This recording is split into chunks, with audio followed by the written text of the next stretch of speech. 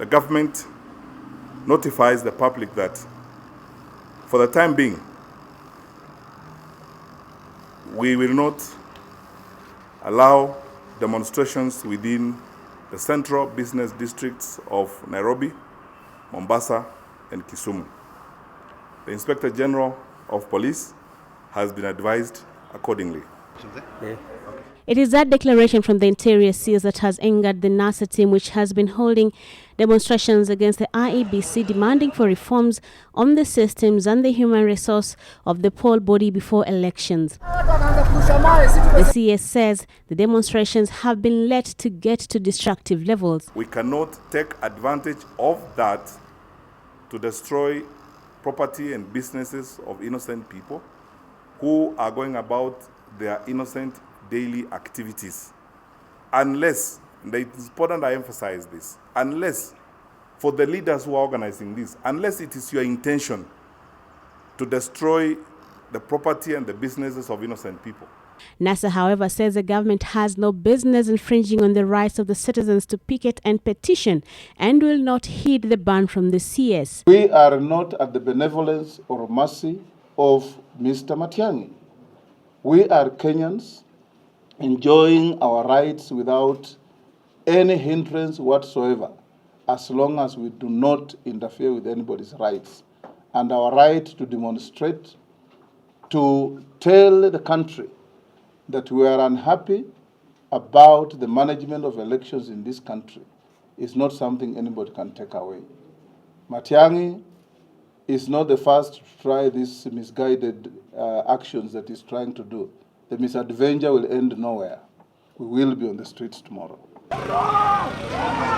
According to Matiang'i, not only will NASA not be allowed to access the CBDs of the three cities, it will also be held responsible for the property that has already been damaged during previous demonstrations. And the government has its eyes trained on NASA CEO Norman Magaya, who notified the police of the intended demonstrations. But we shall prefer judges, again as I said, Mr. Magaya, and we are waiting for the report on the damages caused so as to quantify the value of the claims. We dare him here and now as NASA. We have a battery of lawyers that are finer and better than any lawyer that Jubilee has on their ranks. Let them take Magaya and we will be there and show them what the law says and how the law protects Kenyans. Mr. Matiang'i, you are not above the law and you better know that you aren't. We tell you this for free.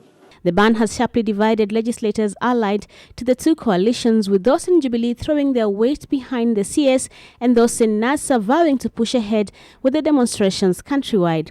We welcome increased police presence. Even yesterday, we would have hoped that the police were walking and protecting properties as the demonstrations were taking place. Nimeamrishwa na watu wangu niombe IEBC na nikaandikia barua Chebukati na nikaikopia Inspector General wa Police kuwaomba kama wanaweza kaondoa ofisi zao pale ziko Anniversary Towers, zipelekwe ile ideal place tunaona ni Bomas of Kenya.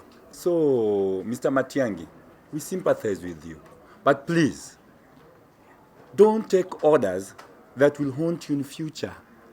Just step aside and leave that job alone, because after all, these are passing government. These are caretaker government. Article 37 of the Constitution of the Republic of Kenya gives us inalienable freedom to picket. And I want to remind my schoolmate at the University, Honorable Matiang'i, he should remember this country is greater than him. The pronouncements notwithstanding, the government has already begun taking precautions.